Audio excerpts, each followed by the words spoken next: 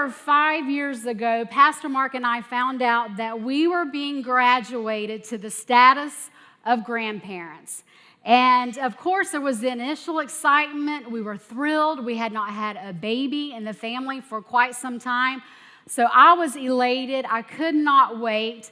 But after that excitement kind of died down, I had a little bit of a revelation. And I looked at Mark and I said, we've got a really, really, really important decision to make. And it's a decision that's going to follow us for the rest of our lives. So we've got to get this right. And if you're a grandparent today, you've had to make this decision as well. And the decision we had to make was, what were our grandkids going to call us? What was going to be our grandparent name? See, I felt like we were going to be young, cool, hip grandparents. So we needed a young, cool, hip name. So for the next few months, I literally would get in bed at night, I would grab my phone, and I would Google young, cool, hip grandparent names.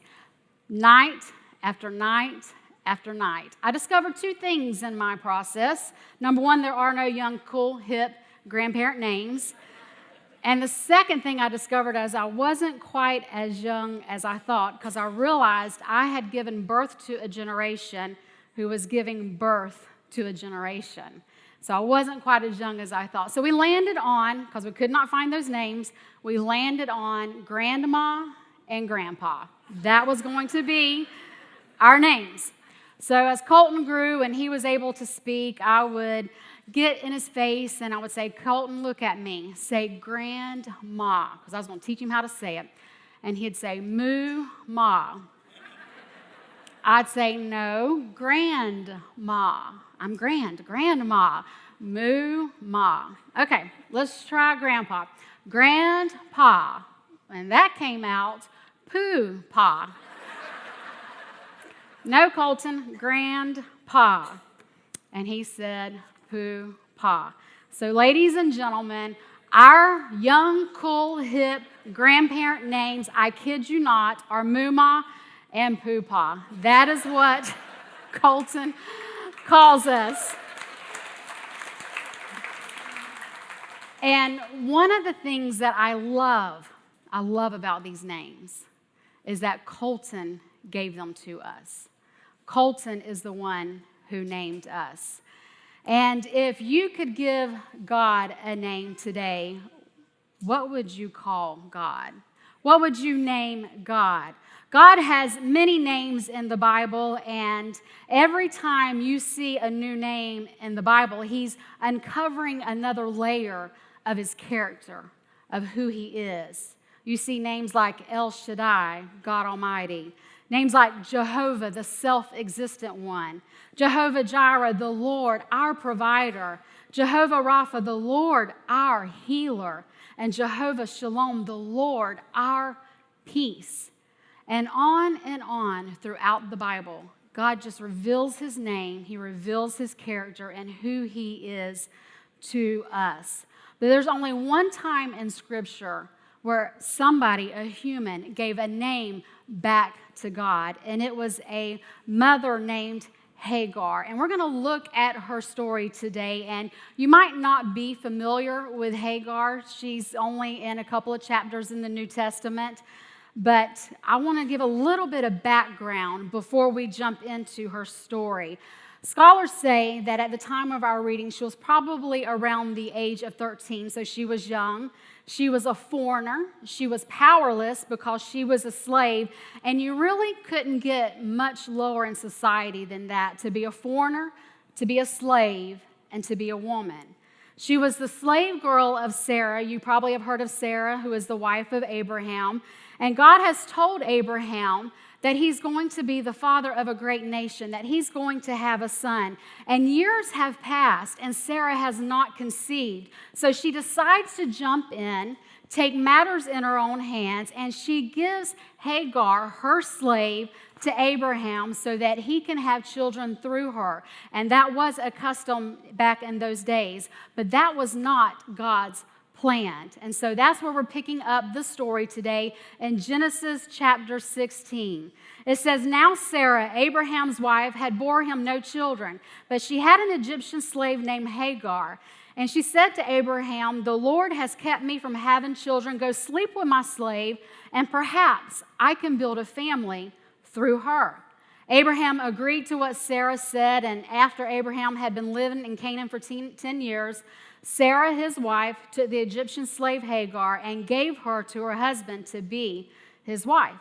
He slept with Hagar, and she conceived. When she knew she was pregnant, she began to despise her mistress. Then Sarah said to Abraham, 'You are responsible for the wrong I am suffering. I put my slave in your arms, and now she knows she's pregnant, and she despises me.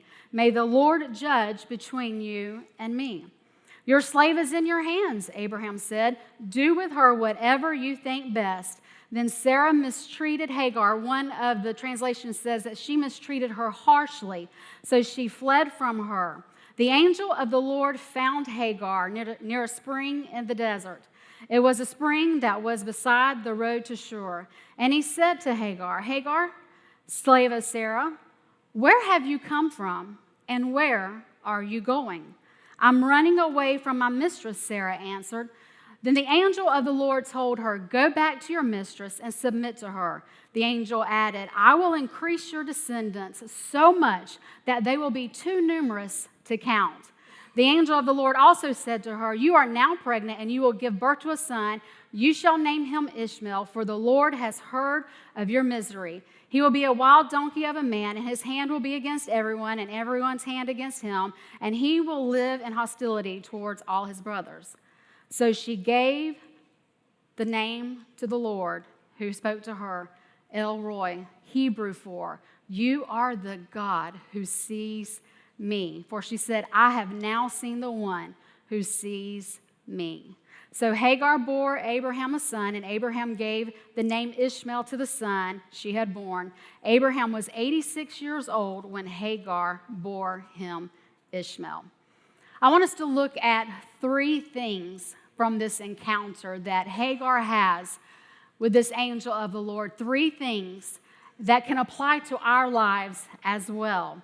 Number 1, God sees your past pain. God sees your past pain. Hagar's past was not of her creation. She did not choose to be a servant. She did not choose to be taken to a foreign land. She did not choose to be taken to Abraham's bed. So we see her running away from her life, running away from her pain, and running away from her past. There's a woman identified only as AJ at the University of California, and she is said to have one of the greatest memories of anybody who has ever been tested. You can give her a date, and she can relive that date as if she's watching a movie. And she is quoted as saying this ability that she has is not a blessing for her, but it is a curse, because although she can relive all the good days of her life, she also relives the hurt and the pain and the agony of her past. And maybe we feel like that today, like you can download in just a moment the past pain and agony in your life. And our pain and our past can affect everything in our life. It affects our relationships. It affects our perception of people, our perception of God, how we make decisions, how we interpret what somebody is saying to us. And Hagar is living in this constant hurt, this constant confusion, thinking, nobody knows. Nobody sees me. Nobody even cares about me.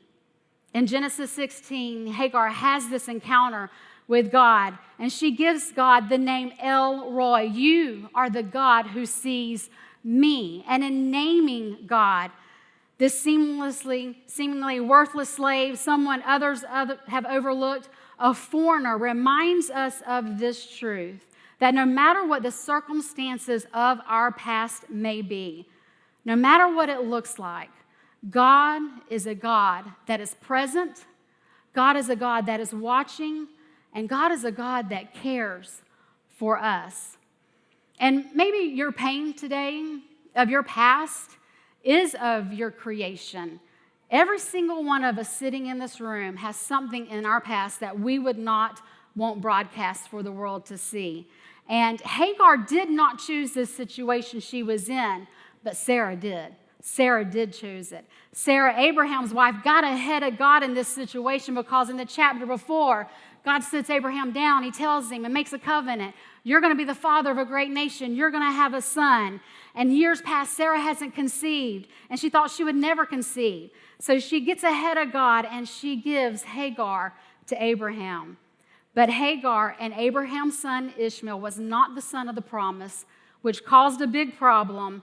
And yet, even though Sarah overstepped God in this moment, God still honored that covenant with them. 14 years later, you will read that she does conceive and she does give birth to Isaac, the son of the promise. So no matter what your past is today, God sees you. God cares about you. God has not written you off. Hagar and Sarah are both proof. Both of them are proof that no matter who you are, where you are, what you've done, what's been done to you, God's plan for your life is greater than your past. So number one, when we look at this encounter, we can see that God sees Hagar's pain. He sees her past, and he sees ours as well. The second thing we can learn is that God sees your present condition. He sees your present condition. Dr. James Boyce tells a story of an incident from his childhood. In the closing days of World War II, when he was 7 years old, his father was in the Air Force and stationed in Louisiana with his family. Many servicemen were being discharged, but since there was a risk of the discharge orders being canceled if a man did not leave immediately, the family began to go ahead and pack their house up in anticipation of getting the discharge orders. When the orders came, the school was in session, so James was told that when he got home from school that afternoon, they would leave immediately. And he was so excited, he could hardly wait. He jumped off the school bus, he ran up to the steps of the house to the front door, and he turned the knob, and the door was locked. Surprised, he went around to the back of the house, and he found that the back door was locked as well. Finally, he found a window that wasn't locked, and he pried it open, and he crawled through the window. To his shock, the room was empty, and so was the entire house. And as this 7-year-old little boy made his way slowly from room to room, he got this sinking sensation that in the rush of packing, in the rush of trying to get out and leave quickly before the orders were canceled, his family had forgotten him and left him behind. But actually what had happened was his parents had gone off on a last-minute errand and arrived back at the house while he was inside walking around, feeling empty, feeling alone, and feeling abandoned. And it's a terrible thing to feel abandoned by your parents, to feel abandoned by your friends, to feel abandoned by your spouse. But it's a tough thing to feel abandoned by God, too. And most of us have felt some kind of abandonment at some time or another in your life. Maybe things were going great, and all of a sudden, the bottom just dropped out of your life. And in that moment, you're standing there and you're wondering, where is God in all of this? Where is God in my pain? Where is God in my present situation? And that is exactly how Hagar had to feel when she was running away. She was taken from her parents and she was given to Sarah as a slave.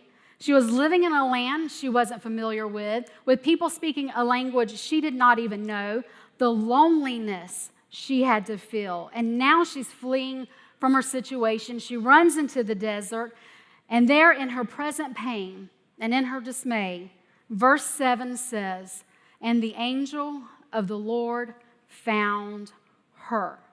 The angel of the Lord found her. The word found implies a searching, a looking for. Maybe something is lost and now it's found.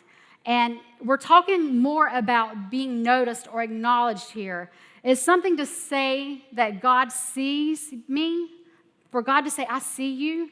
It's another thing for God to say, I have been looking for you. Not only has God been looking for her, but he also unveils something about her that she did not know. Verse 11 says, and the angel also said, you are now pregnant. She knew that. She knew she was pregnant, but she did not know that she was going to give birth to a son. But God did, because God knew her present condition. And Hagar found hope in being known and seen by God. And maybe you're here today and you're wondering, where is God in my life? Where's God in my mess? Where's God in all of my pain in my wilderness? Maybe it's another Mother's Day and you're still waiting on the gift of motherhood. Or maybe it's another Mother's Day and you haven't spoken to your mom or maybe to your children in years. Or maybe this is your first Mother's Day that you're experiencing without a child or without a mother. Just like Hagar, you can find hope today because God sees. He cares and He's here. He sees your past pain. He sees your present condition. And finally, the third thing that we can take away from this encounter is God sees your future. God sees your future. Verse 11, the angel of the Lord also said to her, you are now pregnant and you will give birth to a son. You will name him Ishmael, for the Lord has heard of your misery. God declares Hagar's future by naming her son. Ishmael literally means God hears. The significance of this name to this ancient slave woman would have been huge. As a slave, Hagar was property. Her needs, her desires were not important. She would not have been a person that was looked on with dignity or with a destiny.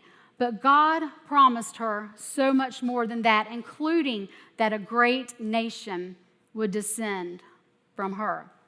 She's the one society has silenced, the one that is the lowest of the low. She has no power, she has no voice. And then God said, his name will be Ishmael, because I hear you, Hagar, I hear you. So her son, her future, would not be like his mother. He would not be a slave like her. He would not be oppressed by anyone like her. He would be strong. He would be outspoken. He would be unbridled. And that brought her hope. And that brought her a future. Hagar's son was not the son of Abraham's promise, but he was the son of hers. Remember back in verse 8, we read, the angel asked Hagar 2 questions. He said, Hagar, slave of Sarah, where have you come from and where are you going? But she only answered the first question. She never answered where she was going because she did not know the answer. She had no vision for her future, for her son. She had no hope. She didn't know where she was going. She didn't even know if she was going to make it through that day. But when she hears the name Ishmael, it brings her tremendous hope for her future because she realizes God has heard my cries. Imagine Hagar in this moment. She's a slave girl. She's all alone. God comes to her. She has no hope. She feels like she has no future. She feels betrayed by everybody. And God gives her a future. God gives her the most extravagant gift she could ever be given. What would you do in that moment? What would you do? Would you be speechless? Would you just utter back a thanks to God? Would you break out in songs of praise and worship to God? She doesn't do that. Instead, she does something else. In response to God naming her son Ishmael, Hagar gives God a name. You are El Roi. You are the God who sees me. You see me. You've seen my past. God, you've seen my present condition, and you see my future. I'm sure years leading up to this encounter with the angel of the Lord, she probably had some different names for God that did not conjure up much hope, names that did not define who he really was. But in this moment, she sees God for who he really is, that he loves her, that he cares about her, and that he was there all alone. I recognize that for some of us here today that you may have other names for God as well that bring you no hope. Names like, he's the God who's disappointed in me, or He's the God who's angry at me, or He's the God who's silent, or He's the God who's distant, or He's the God who delays. He's the God who doesn't see me. He sees everybody else but me. And maybe you feel like Hagar today. Unwanted, unlovable, overlooked, like you have no value, like your life has no meaning. I don't know if you noticed this, but all throughout the scripture reading, not one time did Abraham or Sarah call Hagar by her name. They called her slave, they called her servant, they called her handmaid, but they never called her Hagar. But God did. Because God knew her name, God knows your name. He saw her and He sees you today, even if you cannot see Him. I'm closing with this. There's a story of a family whose house caught on fire, and each parent was grabbing a few belongings and grabbed a hand of a child to try to get out of the house as quickly as possible. But the little daughter let go of her father's hand and broke free and ran upstairs to grab her teddy bear. However, when she was trying to come back down the stairs, she found out that she was trapped by all the flames. She then ran upstairs to a window and shouted for her father to help. And the father shouted back, "Jump down, I will catch you." And since she couldn't see the father clearly through the smoke, the little girl cried, "I'm scared to jump, Daddy. I can't see you." The father replied, "Don't worry, honey. You just jump. I'm right under you. I will catch you. Although you cannot see me, I can see you." And the last point I want to leave us with is even when you can't see God, even when you can't see God, God sees you. Hagar's hard days are not over, but God's given her a future. Long story short, she does go back to Sarah and Abraham, and 14 years later, after Sarah and Abraham give birth to Isaac, Hagar and Ishmael are free to go live a life on their own. Hagar, the slave girl, just like her mistress Sarah, becomes the mother of a great nation. Everything changed for Hagar the day that she saw God, and today everything can change for us too. No matter what your past is, no matter what your present is, God has a hope for you, and God has a future for all of us.